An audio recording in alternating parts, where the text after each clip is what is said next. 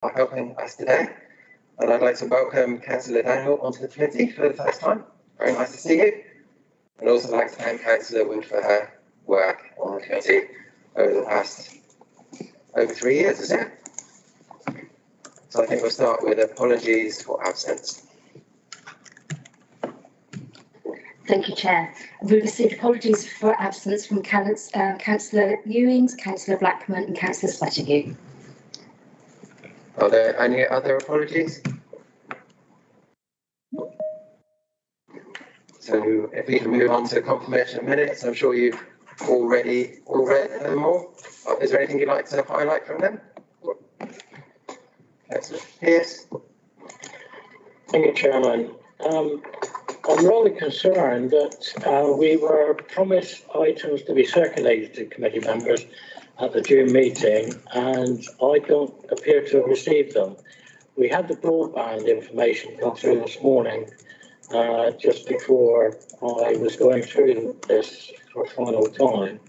And I just wondered if it's because I'm a new member on the committee that officers are not aware that I'm here, because I haven't seen the list of the 24 conservation areas, which we were promised circulation of. And also, there was no information about how the American Neighbourhood Plan is proceeding, which we were promised at the June meeting. So I'm just wondering if any other members have received that, or whether it's something that's been omitted, and it's not just me that's been missed out. Thank you. Yeah, I did receive the information on the broadband this morning, but I think we're also missing the information on the quiet lanes. So I don't know if anybody can help us with those.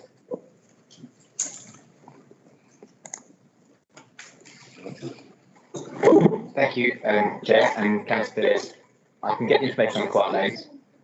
I will circulate. I'll make that my mission to circulate that around to you all. And the 24 conservation areas and the Lamington Neighbourhood Plan, I think it's not a question of you not getting it. I think it's a question of everybody not getting it. So I'll add that to the list too. Thank you very much. Is there a problem with the sound? What's a bit odd? Yeah. It's breaking. It is. Okay, shall we carry on or wait? Okay, we'll carry on. So declarations of interest. Are there any declarations of interest?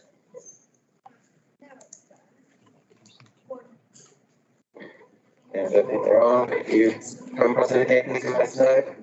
There's no items requiring urgent attention as far as I'm aware. No. And I don't think there are any items for the public forum. So I think we can move swiftly on to third sector partners, South West Mutual report by Mr. Tony Greenham, who I think is on Teams. Yeah. Would you like to go ahead? Oh, sorry, Councillor Pearce. Chairman, shouldn't we be approving the minutes from the last meeting? Yeah, that's a very good idea. Thank you for noticing that. Yes. Okay, can I have a proposer, please? Thank you. Councillor Southcott and a seconder. Okay. And a show of hands.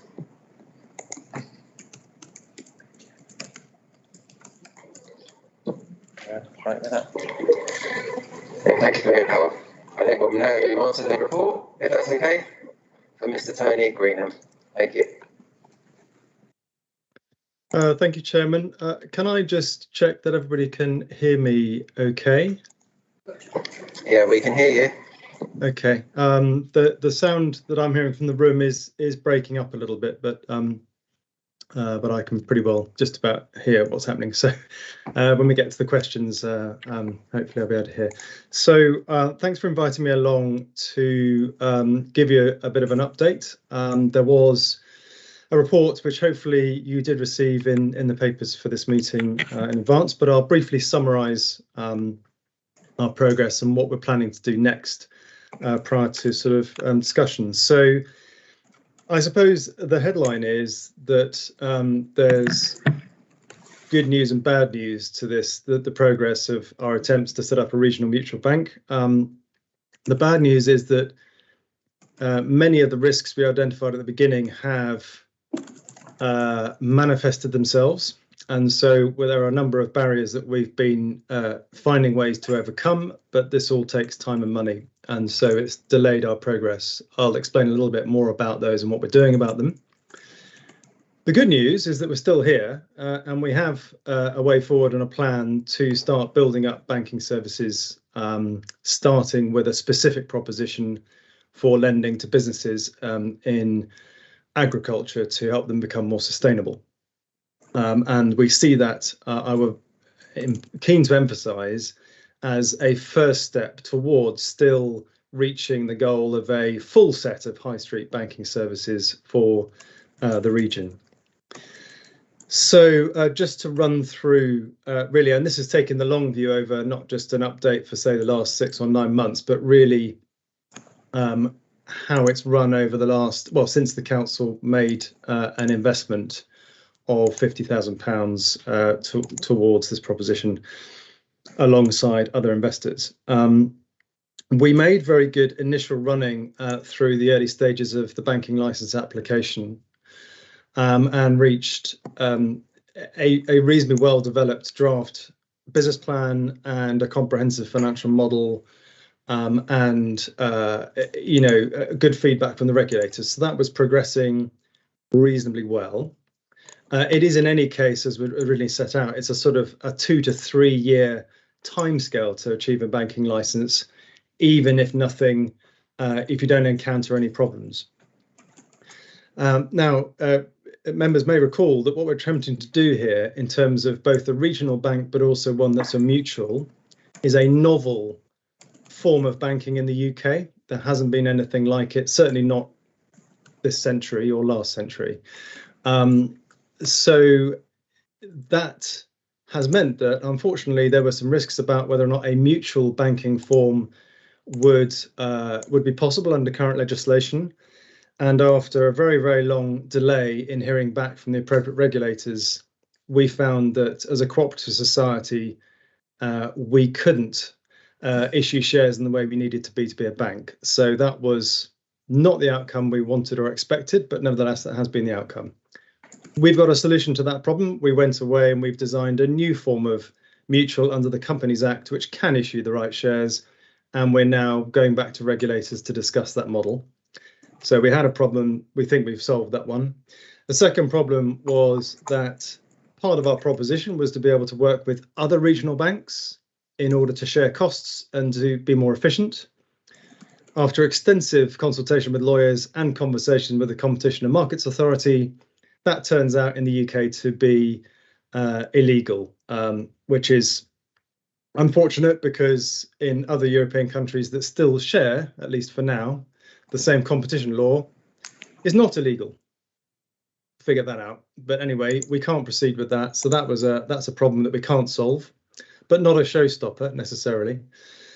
But the third sort of problem really is that we have yet to really identify where we would get enough investment capital to start a full service high street bank. It requires, we think, at least 25 to 30 million of capital, of investment capital that would need to be seeking moderate financial returns, but not the sort of returns that venture capitalists and private investors would want.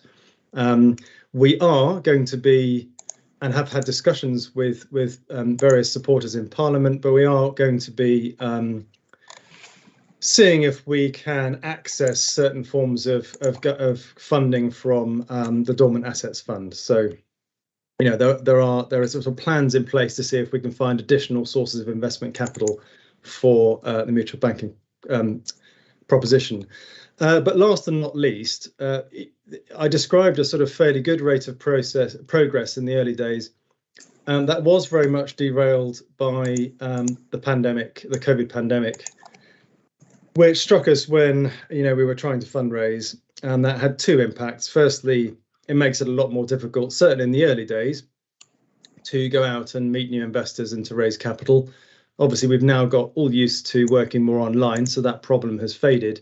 But the second problem was the economic insecurity and uncertainty caused by all of that, just made it extremely difficult investment climate to raise further money. So we've met very strong headwinds over the last couple of years, but the boat is still afloat.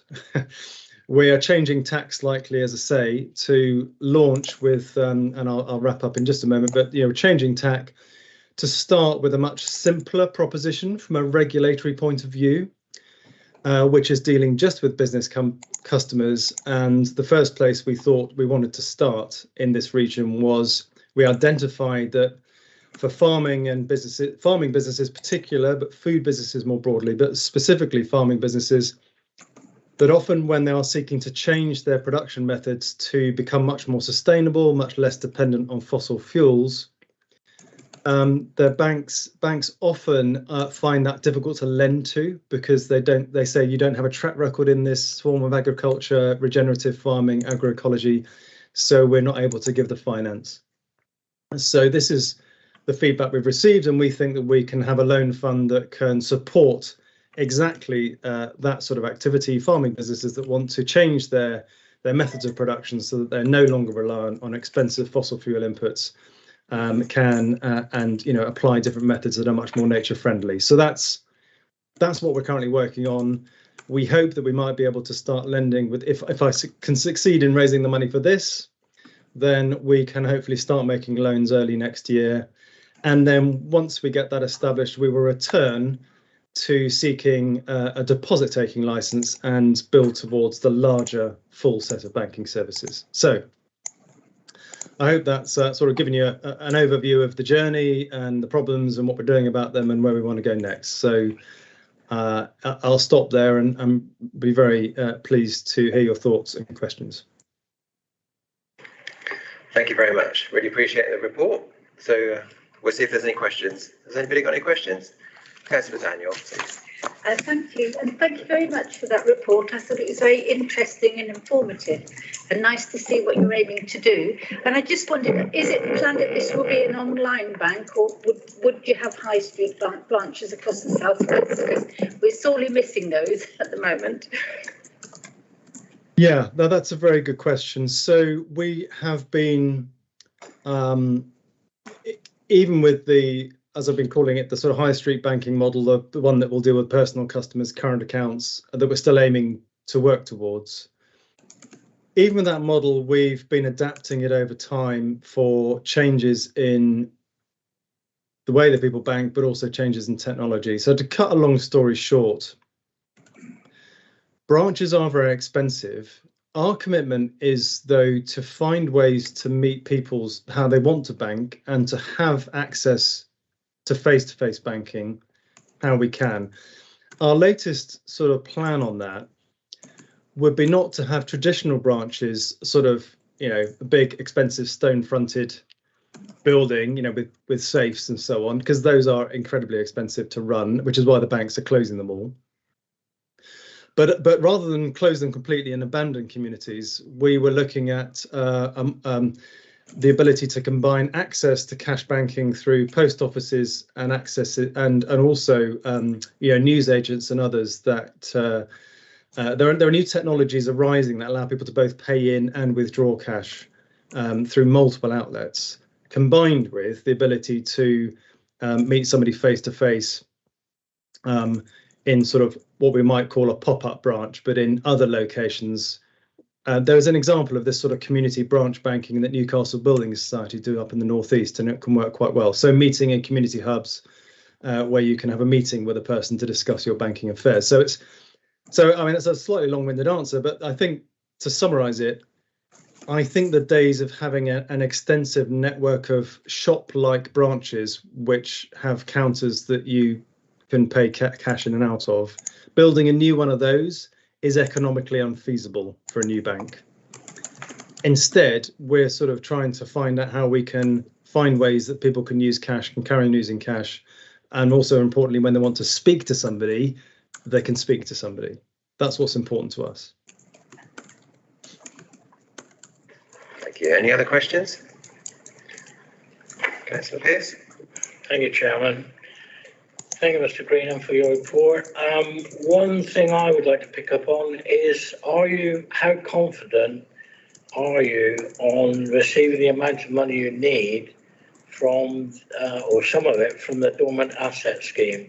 Because obviously that is a major player in various areas, and you know, if you can access that money, it will make a big difference. But I don't know how willing the government will be to allow that to happen.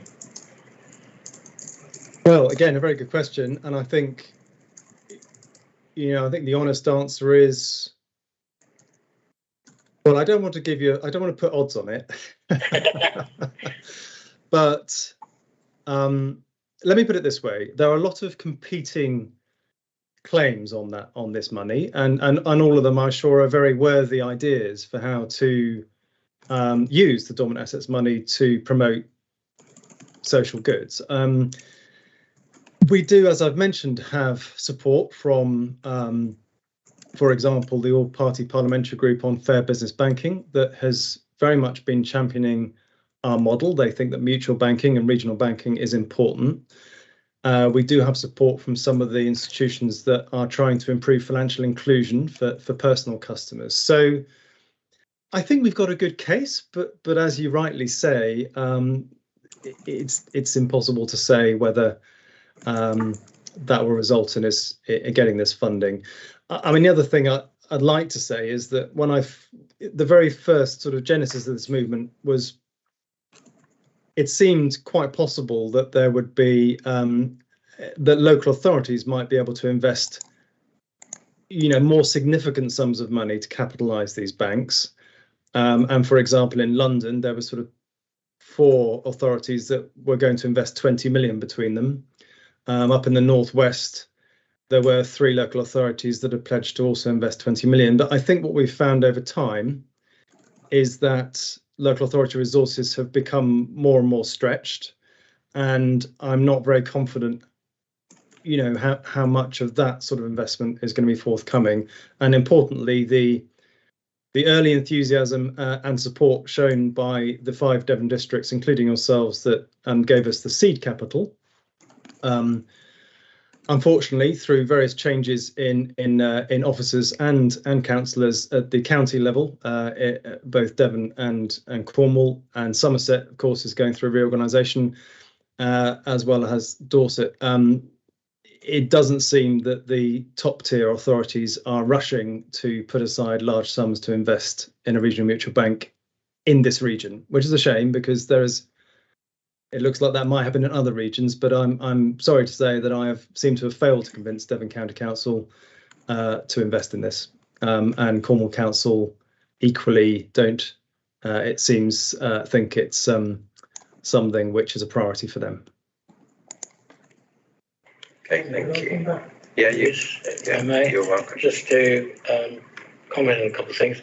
I mean, I think what has to be recognised is the metropolitan areas have far more money available to invest large amounts in the rural areas. So that's one thing.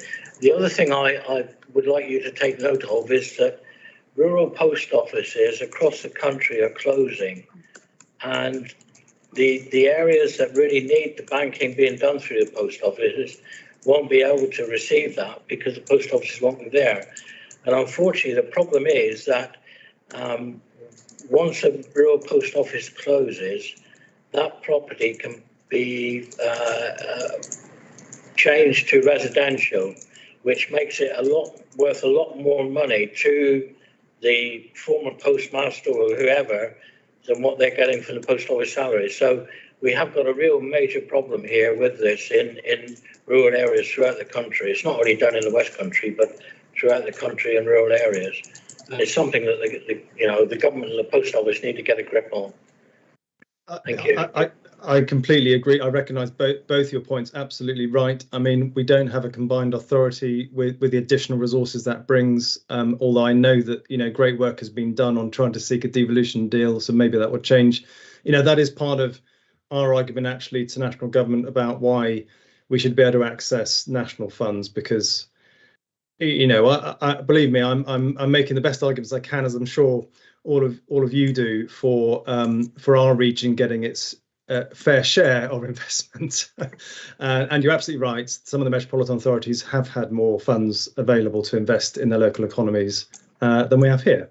And to your point on post offices, again, I completely agree with you. And there are other things, there are other innovations that we've been looking at. I mentioned sort of PayPoint is being developed so that it's not just post offices that you might be able to do cash banking at. There are other experiments taking place under the Natalie Seeney's Access to Cash review. So we really want to support local post offices where we can. I recognise absolutely the problem you're identifying. Thank you. Thank you. So, Councillor Sanders. Thank you very much. We note your comments regarding Cornwall Council and Devon County Council not engaging. Is the South West Mutual Bank solely reliant on agriculture? And also, I note that Plymouth and South Devon is creating a Devon Freeport, which will be harnessing high value manufacturing. Is there an in that Freeport? Thank you. Yeah, thanks for the question. I should emphasise that it's not that either Devon County Council or Cornwall Council have not engaged. It's just that what I'm sort of getting back is that they don't see it as a priority for them to invest in a bank. So that's a decision for them to take. On dependent on agriculture, no. Again, I should very much emphasise that for us, the board had a strategic review of how to proceed given all the challenges we were facing, and we concluded that starting as a non-bank lender, or to use a longer term, a community development finance institution, which has a much lighter set of regulation because you're only lending to businesses, was a much more achievable first step that we could move to more quickly. We want to focus on agriculture as the first sector, but to your point, absolutely not ending there, just starting there. And I, as you say, there are many other sectors which we would want to support in the region, and that would be a question of broadening out the range of services and the number of sectors as and when we can build up our operations and get sufficient funds to do it. The thing that comes last, if you like, which is a bit disappointing for some of our supporters and members, is dealing with ordinary members of the public, because rightly so, that is the most tightly regulated part of finance. Because you're dealing with ordinary savers' money, and so the cost and expense of getting that license is the hardest. So that, I'm afraid, is still some way off. But I think if we can at least start to support the economy by being able to lend to businesses in the region, then we will feel that we're making a good start. Okay, thank you. Any other questions from the committee? Councillor Evans. Thank you, Chair. Thank you, Tony. I've got 3, maybe 4 questions, if I may, gentlemen. Tony, perhaps I can start. I mean, I know what you've said about competition law and regulatory barriers. Yeah, I understand that. I guess in my mind, could or should these challenges been addressed prior to attracting investors? Is this something that could have been tested prior to attracting investment? Do you want to do each one in turn? Well, on that one, just to give you the short answer is no, because the way these things work is that you won't get a theoretical answer from a regulator. You have to make an actual application. The regulatory business plan we have prepared is 100,000 words, and what lies behind that is an enormous amount of work, an enormous financial model with all sorts of scenarios and stress tests. It is only by doing that development work that that the regulatory authorities will examine it in detail and decide whether or not they think it fits the current regulatory structure. I mean, to give you another specific example, most people thought that the Cooperative and Community Benefit Societies Act 2014, which has a section in it on banking, had made it clear that a cooperative society could carry on the business of banking. It's a technicality, but the nature of the shares that we were offering, we put in an application for a rule change to the regulators. Nobody had ever asked for this before, and it took them 9 months to come up with a decision about whether or not they would allow it. 9 months, and unfortunately the answer was no. So, you know, this is just the nature of the beast, and as much as it would have been nice to have had certainty of all these things before spending any money, the reality is you've got to spend the time and the money to find out. When you're doing something new, when you're doing innovation, when you're doing something new, there's no way around it, I'm afraid. Okay, thank you very much. My second question is your new fund for the agricultural fund. How do you plan to raise the, I think it's 20 million to launch that product? What source? Yeah, well, we're talking to a number of potential investors. I mean, aware that this is a public meeting and to respect commercial confidentiality, I won't be too detailed. I'm sure you'll understand that. But the advantage of this fund is that we can, for example, potentially go to existing banks that make loans to, you know, non-bank lenders to on-lend. There's also various social investment foundations that make, you know, what are known as social impact investments. You know, there are, and also high net worth individuals. So there are a number of potential investors we are talking to showing an interest in investing in the fund. So we're not there yet, but I mean, certainly there are promising discussions underway. Okay, thank you. And what are the services that do not require a banking license? What else do you have in mind? Yeah, so we're launching with business loans that are over £25,000, and for those you don't require any license of any description. If you then move to doing smaller business loans or making loans to ordinary and non-business customers, then you need to have a consumer credit license. So that's the sort of next step up of regulatory standards, I suppose you could say. It's possible even to offer potentially forms of current account, which have different sets of regulation to do with payments. The gold standard, if you like, the highest bar of regulation, as I mentioned before, is to take people's savings, is to take deposits. So that's the sort of progression. So we can certainly broaden the business lending to businesses is in a way the easiest thing to do from a regulatory point of view. Then lending to businesses and ordinary people. Then, you know, current accounts and payments is more difficult from a regulatory point of view, and much more expensive in terms of the technology and so on. And then finally, sort of that, as it really is combined with current accounts, to be honest, is the ability to take deposits from members of the public, which is where you're getting into the very expensive and time-consuming regulation.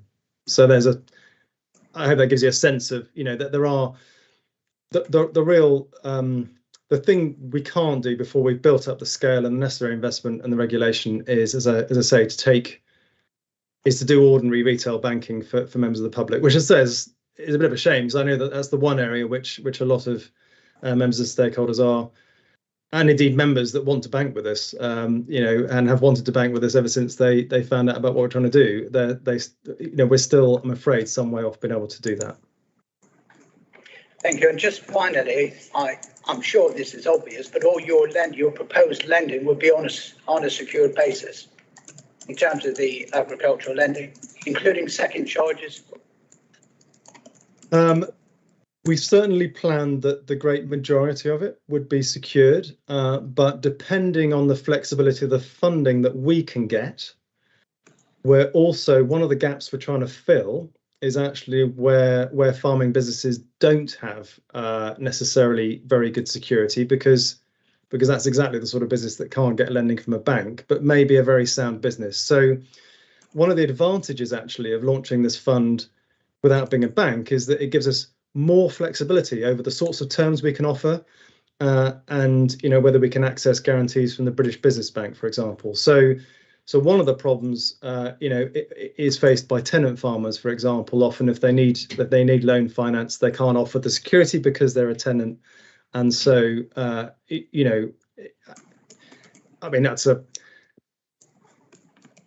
we aim to, the aim of the fund is to have minimal losses, but equally we do want to have the ability to offer finance to businesses that would be turned down by a high street bank. That's kind of the point. We're trying to add additional finance on top of what people can just go to existing banks for. We're trying to fill the gaps. So it could be classed as higher risk lending it. Well, I think the point is that it wouldn't. Banks are very constrained by the sorts of things that they can lend against. Arguably, many critics would argue that they interpret that too narrowly and therefore miss out on lending to personally viable businesses, which are not more risky, but simply don't meet their particular criteria. So to give you an example, in fact, I'll give you two examples. Do tell me if we're running out of time for this item, but Folk to Folk, who some of you may be aware of, it's known as a peer-to-peer lending company that actually originated in the Southwest, and so does a lot of lending here. That's not a bank; it's a different form of lending company. They are able to also lend to businesses that can't get bank finance, and they've lost virtually no money at all on any of their loans. And this is partly because they use a more relationship-based model, so they try to find out more about the customers, which would be exactly our approach as well. But also because of this greater flexibility about how they can assess a lending proposition. So I would reject the idea that this means we're just going to go out and do loads of risky lending. I think that is absolutely not the case. It does remain the case that there are perfectly sound businesses that cannot get high street bank finance for various reasons, and it's those that we're aiming to lend to. Thank you for your answers, Tony. Thank you. Okay, can I have a follow-up question on the Folk to Folk? How would your product deliver from their product, or why would a farmer borrow from the Southwest Mutual Bank rather than Folk to Folk? So we are specifically aiming to, we have and are building an expertise in what's variously known as nature-friendly farming practices, regenerative farming practices, agroecology. So it's not to say that Folk to Folk, or indeed UK Agricultural Finance, which is another non-bank agricultural lender, won't necessarily be gaining that knowledge. But as I say, they will still also want to tend to look at a track record. So, if what we've been doing for 20 years is intensive farming using a high input model, with a certain number of crops in a certain manner, and you say, well, over the next 2 to 3 years, I want to completely change that, then we are going to and have the expertise to be able to assess that and be able to make a judgment about whether that makes sense, what you're planning to do. Because the point is, it's not what you've been doing for the last 3 years. A lot of people are trying to need to change what they're doing to end their dependence on fossil fuels. We've seen what happened with the war in Ukraine to fertilizer prices, for example. But it's precisely that change in business practice that lenders that aren't prepared to spend a lot of time looking at the proposition and have the expertise to do that, they struggle to make that loan. So that's where we think we're bringing something new into the market, is by particularly building that expertise, that knowledge of which are ironically called newer farming practices, but in many respects are just the old ones that we're going back to, which is to farm more in tune with nature rather than heavy use of fossil fuel derived inputs. Yeah, that makes sense. Just one more question from me. So I'm not an accountant, but I was looking at the summary financial information, and it looks like you spent 202,000, 410,000, 461,000, which looks to me like over £1 million in 3 years. And it says you have assets of 11,000 and grant funding of 20,000. So that doesn't look very sustainable, but I'm probably reading something incorrectly.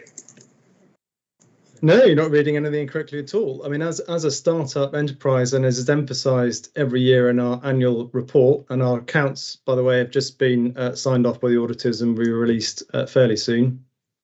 We are dependent on continuing to raise more funds in order to stay in existence. It is important to note that if I am not able to continue to raise more development funding, then we will have to close the business. This is a risk that's been pointed out since the beginning, and I'm going to point it out again. There are no guarantees that in 6 months' time we will still be here. Okay, thank you. Are there any other questions? So thank you for that. Do you want to say something before we just note the report? We really appreciate you taking the time to answer the questions.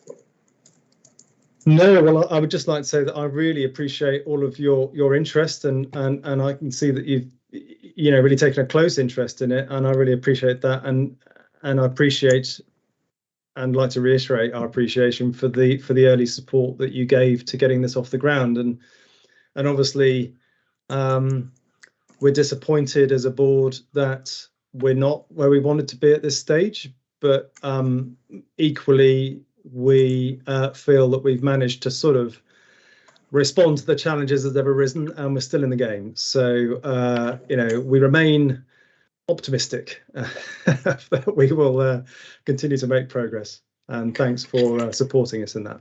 Yeah, thank you very much. I think we have one more question from Councillor Salas. Yeah, thanks. Does this mean that the money which we've invested we might lose? I have to say that if you don't collectively understand that, that is a big problem.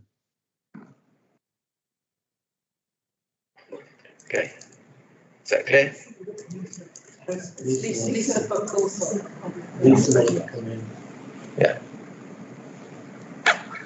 if I want to say something. Chairman, could I answer that question? Yes, you're very welcome to. Thank you, Chairman. So when we took our report to members, this was a report that went to the Hub Committee back in November 2018 with a proposal to invest 50,000 in the South West Mutual Bank. As part of that report, we noted that this really was more of a grant really to the South West Mutual Bank. It wasn't an investment such that we were investing with the intention of deriving a financial return from that. And therefore the accounting approach, which was taken not only by our councils, but the other Devon districts that and the other Devon authorities that invested as well, is that we wrote that investment down and treated it as a grant in our accounts for 18-19, and that was funded by the business rate pooling gain which we made as part of the Devon business rate pool. So you won't see this as an investment on our balance sheet as such. We knew at the time, and when that was spelled out in the report to members, that we were saying by making this investment, the council will be forgoing an investment return on that business rate piling gain monies. And we propose to treat it more as a grant, not an actual sort of financial investment as such. So that was part of the report that went to members at the time. Thank you. Thank you very much, Ms. Buckle. Are you happy with that, Councillor Salas? Yeah. Okay. Well, thank you very much, Mr. Greenham. We really appreciate your taking the time. Would you mind just and thank you for that clear explanation from Lisa. The way perhaps I would like to think of that is that given that effectively this is grant money that has been allocated and spent, then there is only upside. because if we do succeed in our efforts, then I hope one day we will be able to deliver a financial return to the council. But as Lisa has set out, this was entered into on the prudent expectation, or not having any real expectation of that happening. So it's been prudently handled. So I think that sounds very sensible to me. But there is still the potential for upside. But if you like, there is no downside anymore. Okay, thank you very much. Well, we certainly hope you do succeed, and thank you for your time. Thank you. Are we happy to note the report? Yeah. Thank you very much.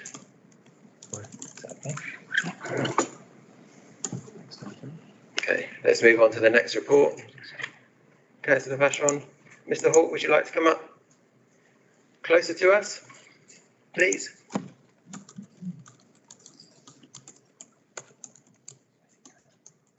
Yeah. Way around, didn't Why are you saying opposite sides? Space, about to scream out a little bit. Okay, so we're looking at the plan for West Devon, thematic update on community.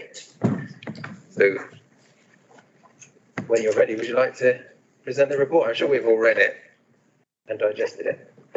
Thank you, Chair. Yes, hopefully you've read it and digested it, so I'm going to have to swap glasses.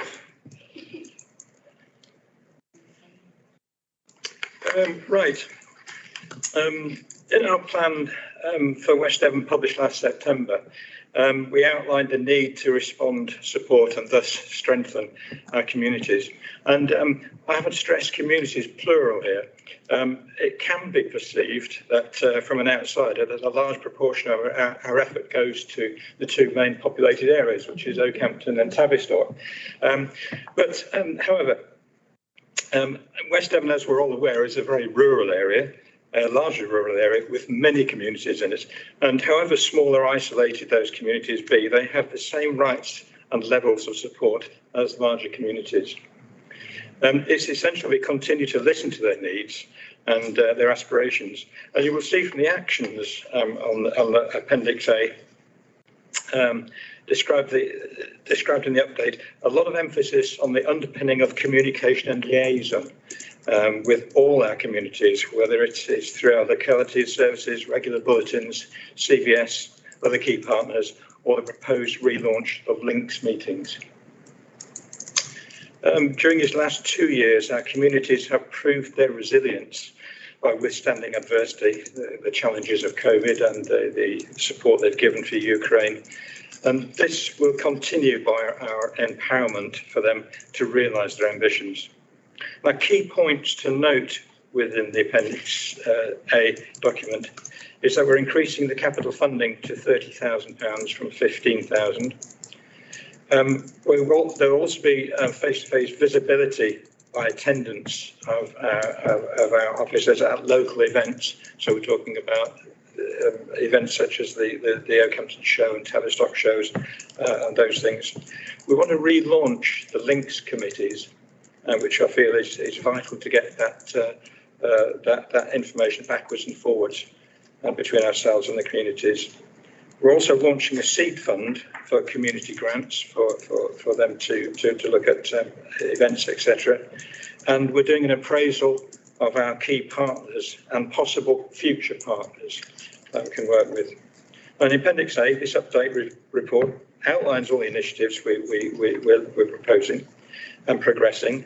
And I welcome your comments and will endeavour to answer any questions you may have. I will point out one deliberate error on action SC 1.1. You will notice that there's a whole raft of things we've actually spent the money on. You'll probably notice that the second 6 of those is actually a repeat of the top 6, so it's not as much as we'd anticipated. But there are other things which will be referenced. Thank you, Chair. Thank you very much. Are you happy to take questions? Yes. Yeah. Do we have any questions? Councillor Pearce. Thank you, Chairman. I just wonder what progress is being made in reinstating the link meetings. because there are a number of parishes and towns who consider that these were quite important. And I know earlier this year we were looking at having the first one was being looked at in April. Now in July, and there doesn't seem to be any progress. And I'm getting a bit of stick from the parishes who feel that the Superlink meeting is more involving Devon County rather than West Devon. And you know, there are issues that parishes want to bring forward for wider discussion at the link meetings.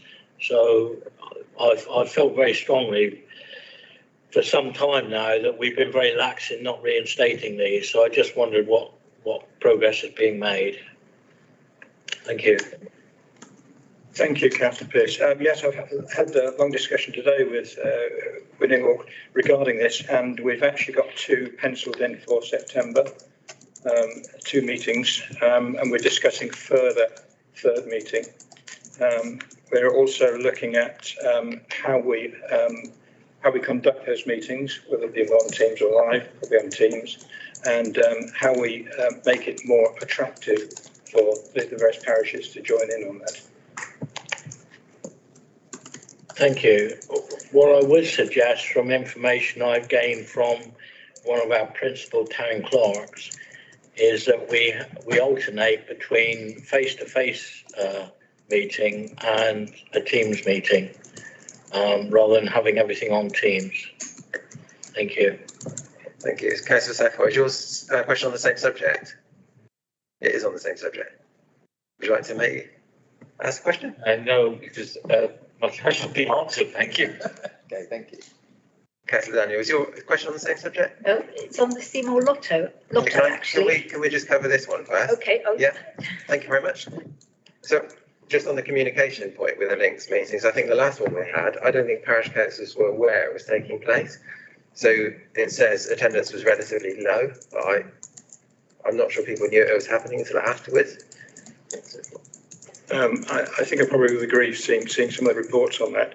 It's something that we're looking at, as I say, to the format of it, in order to promote it more and get more people involved in that.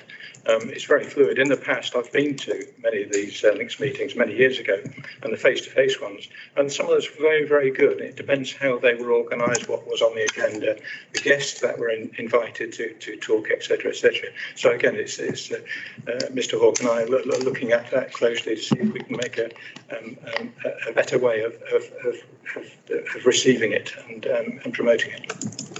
Would you like to comment? Thank you, Councillor Kimber.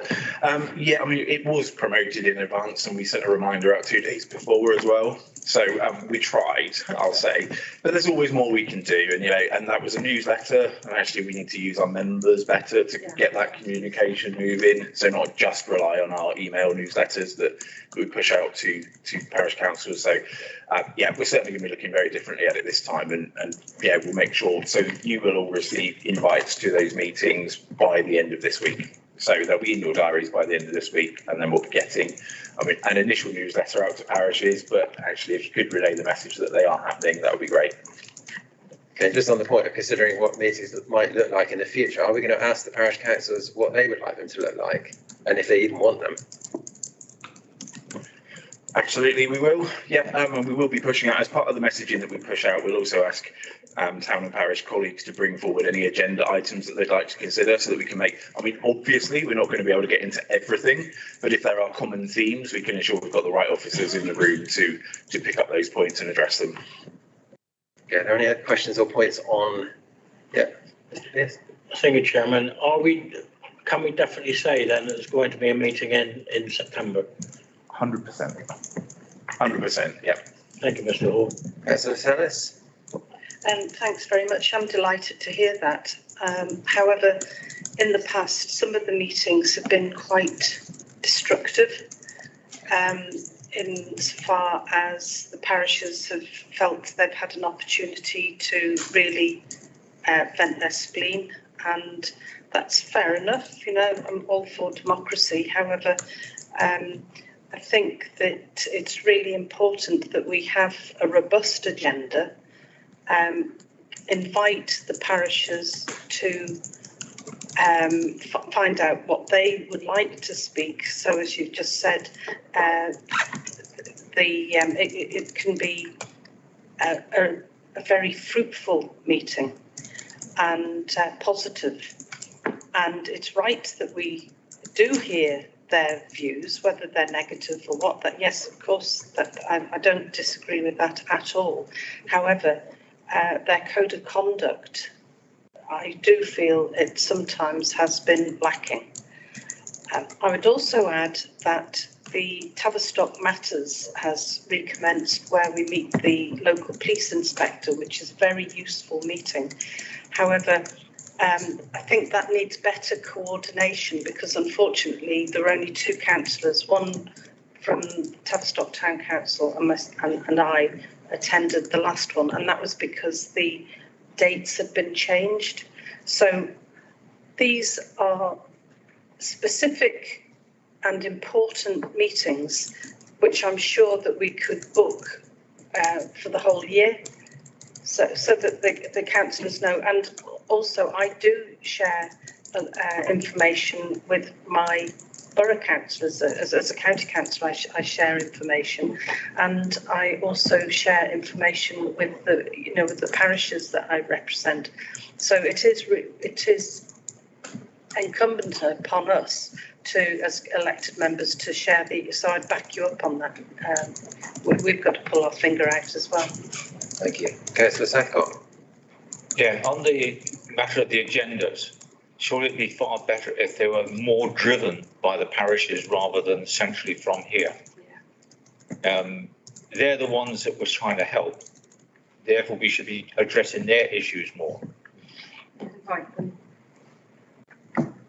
Mr. Hawke. Thank you, Councillor Southcott. Yeah, absolutely. It needs to be a conversation.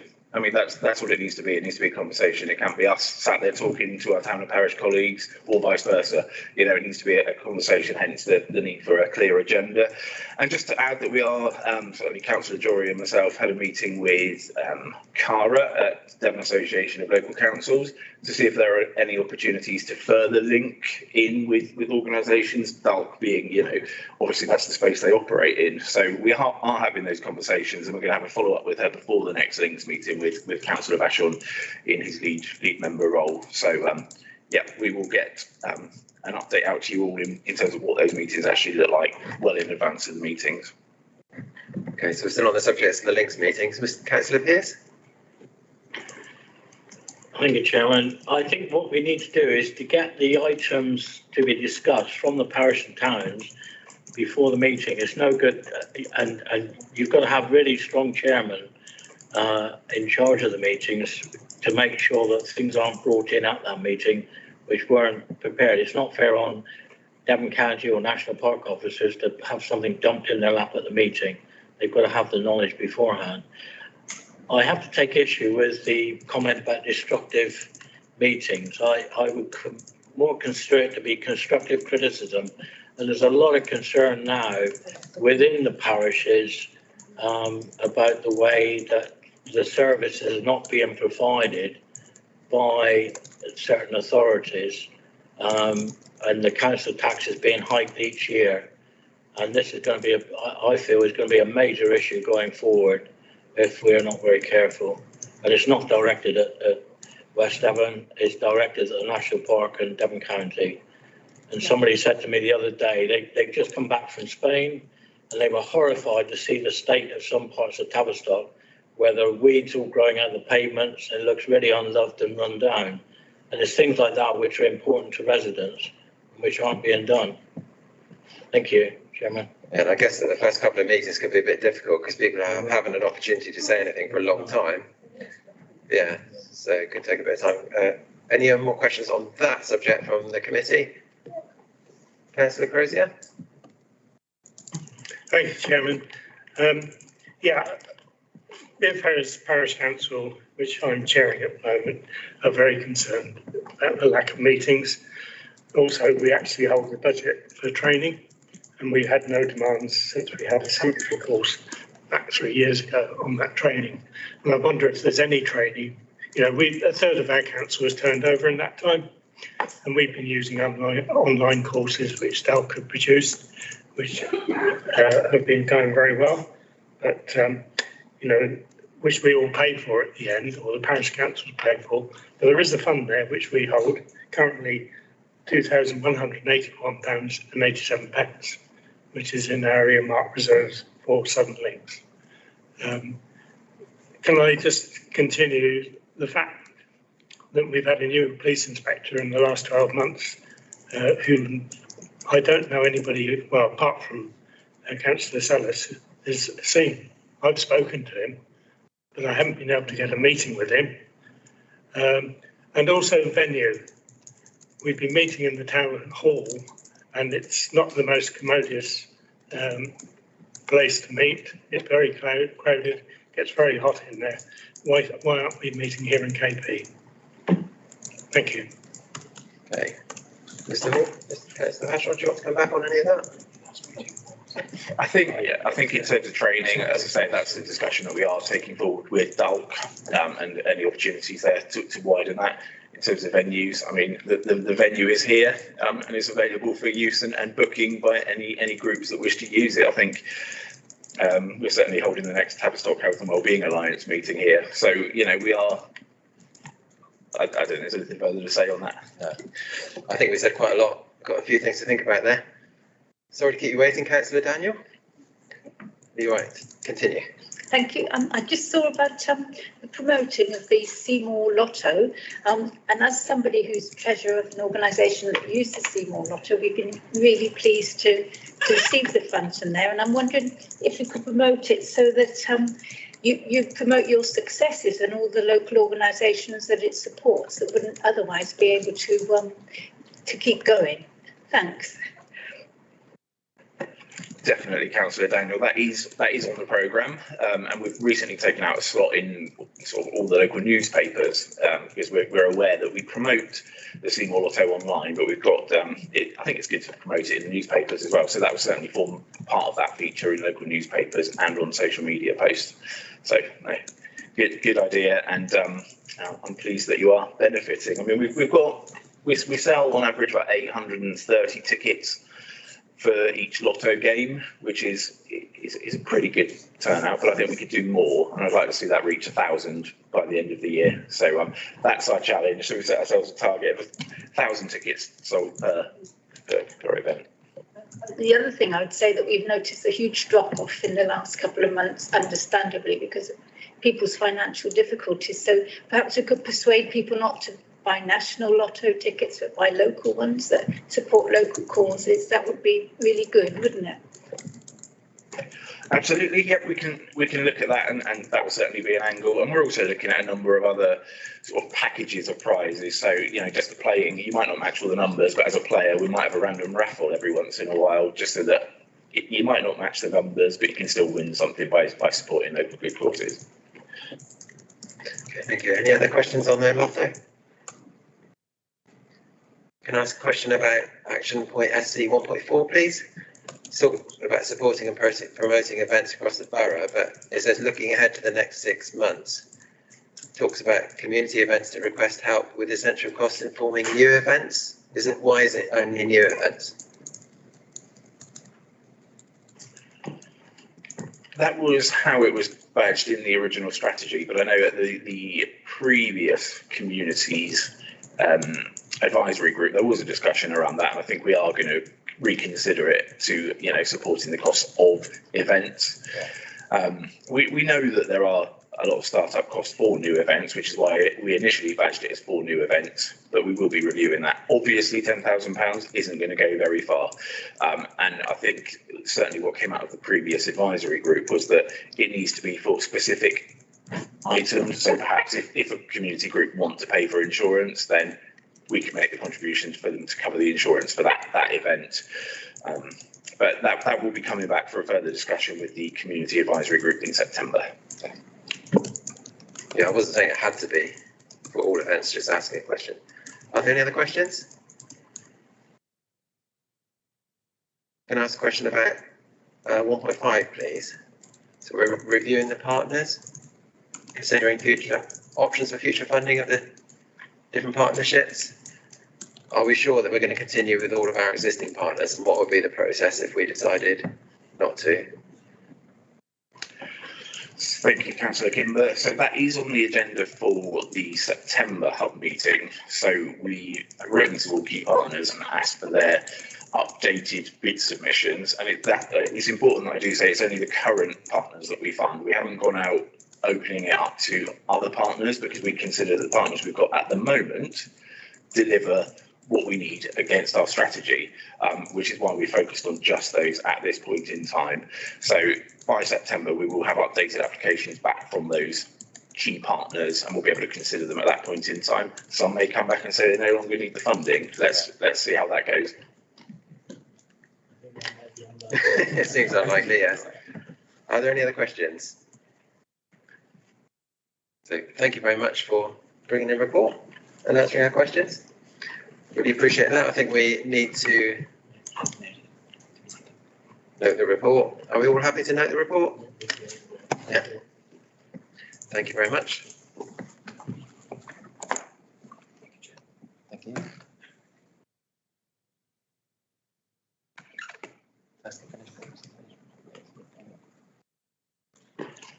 I don't think we have any task and finish group updates. No. So we're now looking at the draft ONS annual work programme.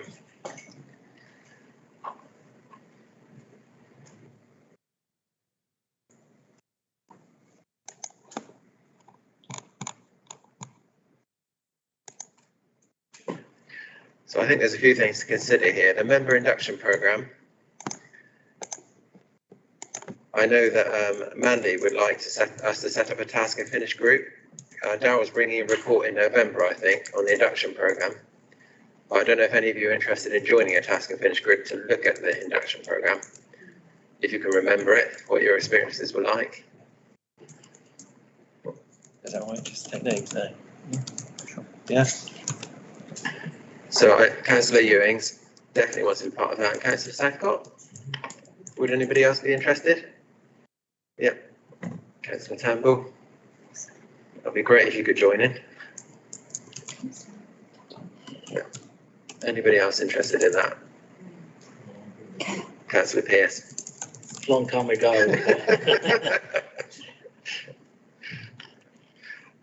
I think that's a good number for a task and finish group, isn't it? Yeah. Yeah. And we were also talking about putting active travel on the work programme, and I think there's a suggestion we do that in February. Is that still the case? Yes, I'm happy to do that if that meets the approval of you and the committee. Are we all happy with that? I know it's one of our favourite subjects. Yeah. Can we wait until February? Going to have to, aren't we? Just wondering why it was going to be quite so long. Yeah. I can explain. Yes, please do. Yeah, I'll happily explain. We're putting in a bid to UKSPF, which includes lots of active travel and opportunities to really get going with some baseline studies and move things forward a bit. We won't find out from government whether or not we've been successful in that funding by autumn. And realistically, their deadlines tend to be a bit flexible at the moment. So I just thought February there might be a chance that by January, when we'll be writing the report, that we could actually tell you something of interest. That's not to say that I couldn't give you an update anytime before then, but it might just be a better meeting and discussion if we waited until then. That was all. Councillor Sellers. Thank you. Some councillors have really great interest in many subjects. Is there an opportunity for, for example, the active travel? And if you're feeling that you're having to wait so long and it's frustrating, is there an opportunity for councillors to approach officers with information that they have? If there's a really, if you've got something really burning that you can share, because it could be very frustrating, and then you just think, well, why do you actually bother being a councillor? That we have to harness any enthusiasm. I just wonder if there's an avenue where I've seen some reports coming to overview and scrutiny committees which have been researched and produced by one councillor because they feel so strongly about it. Yeah. And they've actually been very good. So I just think that we should encourage, and often enough you can do stuff without officer time. I certainly think there's scopes for councillors to meet in informal groups. Did you have something to say, Councillor Moyes? Oh, yes, I just feel that February's a bit late. I mean, we're coming to the end of our term almost. And where's it going to go from there? You know, there'll be a new lot of councillors and they may have other ideas. If we brought it forward to sort of October, November, I would be much happier.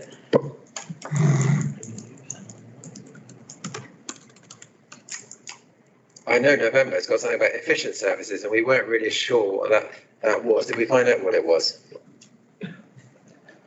Efficiently. So is there any chance to bring it forward?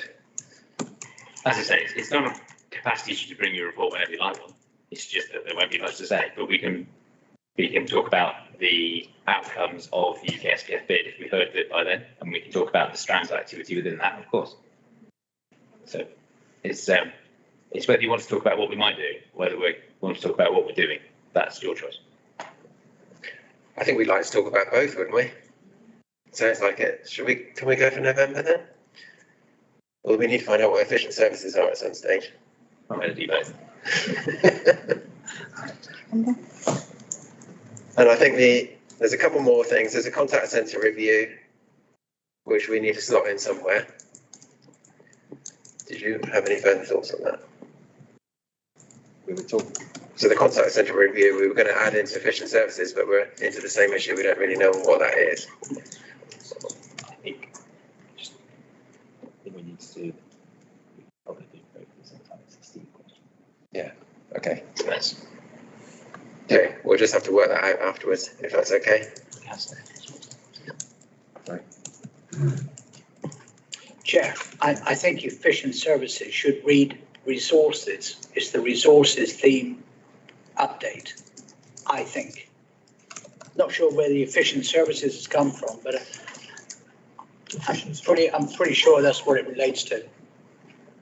Okay, well it's the resources theme. Does that normally take quite a bit of time? If it's efficient, no. No. I wouldn't have thought so. I wouldn't have thought so. No. Yeah. Let's go for both. And I think the other thing to look at in the work programme is the End Biospheres. Would we like to invite somebody to speak from the End Biosphere? And the thought is that could be slotted into January because the theme is environment. I know Councillor Kemp might have something to say about that. Definitely, but I can start having a discussion. Yes. Let me start again. Yes, definitely. I can start having a discussion. If January is of interest, then I'm sure I can find somebody to come and talk.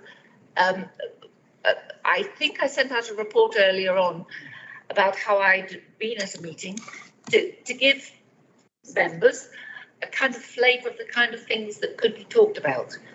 If I ask somebody to just give an overview, what you will get is a few items gently touched on. However, if there are particular areas that you're interested in, like green energy or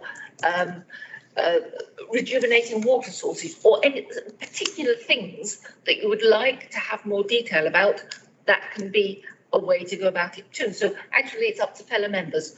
What would they see as most useful to them? Yeah, personally, I think it would be good to raise awareness, but has anybody got any other particular topics they're interested in? Councillor Hayworth?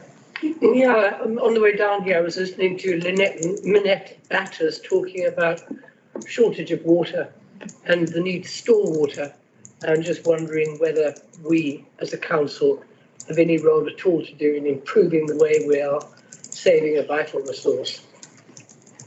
So perhaps we could ask them to talk about that, if it's relevant for them. How do we go about inviting them? Yeah. Okay.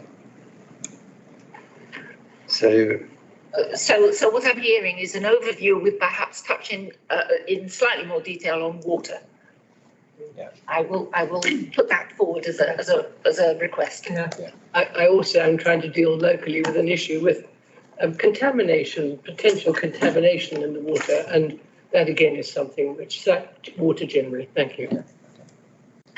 Thank you very much. Councillor Camp, are you happy to work with the officers on getting that? I am very happy to do that. There is also obviously ongoing research and understanding about climate change in the region and how we can mitigate at different levels.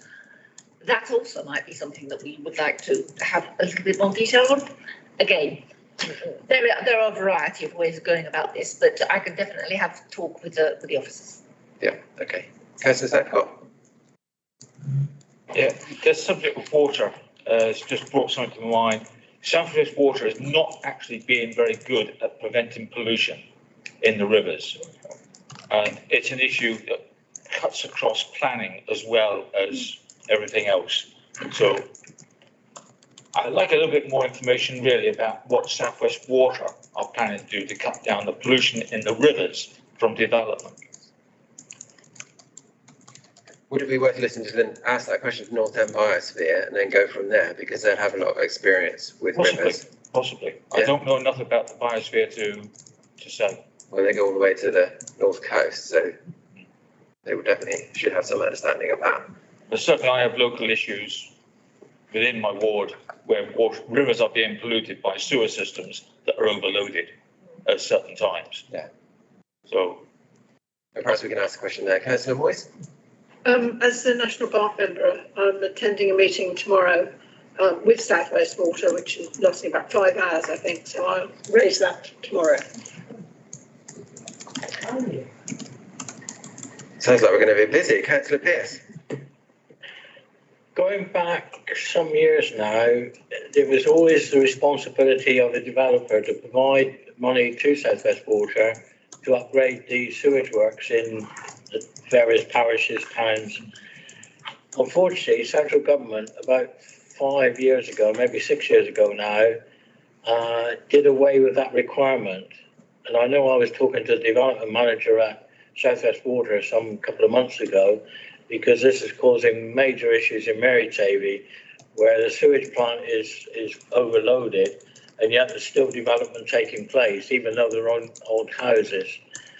And it seems balmy to me, and I think we should lobby our MPs actually on this, because, you know, South West Water are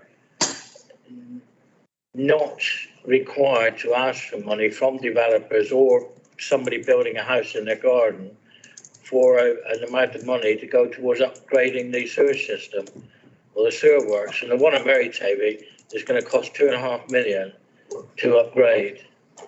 And there's no money that's got to come from South West Water.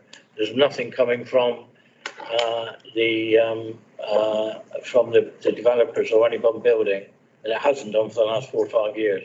I wasn't aware of this until I spoke to, I can't remember the guy's name now, but I've dealt with him. He's been with South West Water for many years, and he's always been very helpful. And it might be worth getting him through one of our ONF meetings to discuss this. The other thing is, I mean, there's a significant possibility now that areas of Devon are going to be on standpipes come the autumn, with the way reservoir levels have dropped in the last 3 months. And they can't extract from the rivers now because the river levels have dropped so much. Roadford they're taking water from Roadford, and Roadford is just incredible how that's dropped. I mean, I couldn't believe it in the last month how that's gone down. So they ought to be, with the amount of development that we've got planned until under the JLP until 2034, South West Water ought to be planning for a new reservoir, but there's no sign of that being done. So do we want to invite South West Water to come along? Yeah. At some time? Is that going to be, would that be possible? Thank you, Chair. Well, we obviously will ask the question. We want to hear about their long-term strategy, don't we? Mitigating climate change.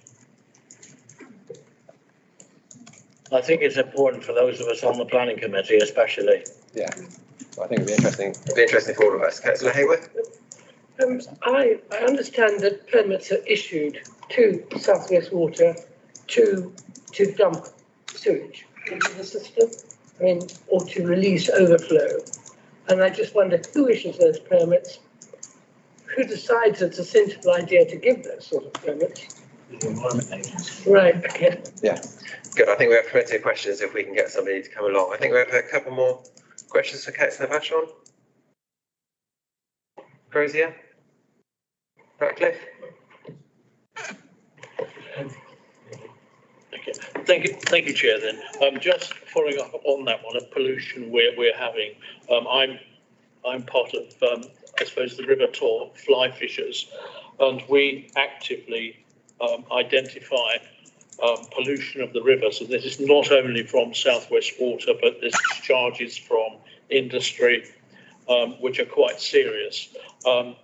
The river authorities then take up what has been done and are currently in a lot of legal actions with South West Water, and sort of quite substantial fines are being made for the pollutions of our rivers within this area. So my main concern is the Tor, but also the torrages going there. So an interesting one maybe on this one is in fact the river authorities to come and speak, because they're the ones who day to day take out the action against the polluters and to establish fully the extent perhaps of what is there, perhaps rather than South West Water, who will take more of a commercial line. I can put you in touch with the various peoples. There are certainly websites which are reporting almost weekly where discharges are going into the rivers, and it is quite serious. Yeah. Thank you, Chair. Okay, thank you. Perhaps we'll have some conversations about who it's best to invite, then we can learn more. So I wasn't expecting the work programme to take quite so long or be quite so animated. I think we're finished, haven't we? Members will also receive a KPI year-end performance report at the October meeting. Yeah, okay. Thank you very much. So finally, I think it's member learning and development opportunities. I can't remember any. Did we have any? I don't think we had any, unless you want to highlight anything. So I think that's the end of the meeting. Thank you very much for your attendance. I'll close the meeting. Thank you, Chairman.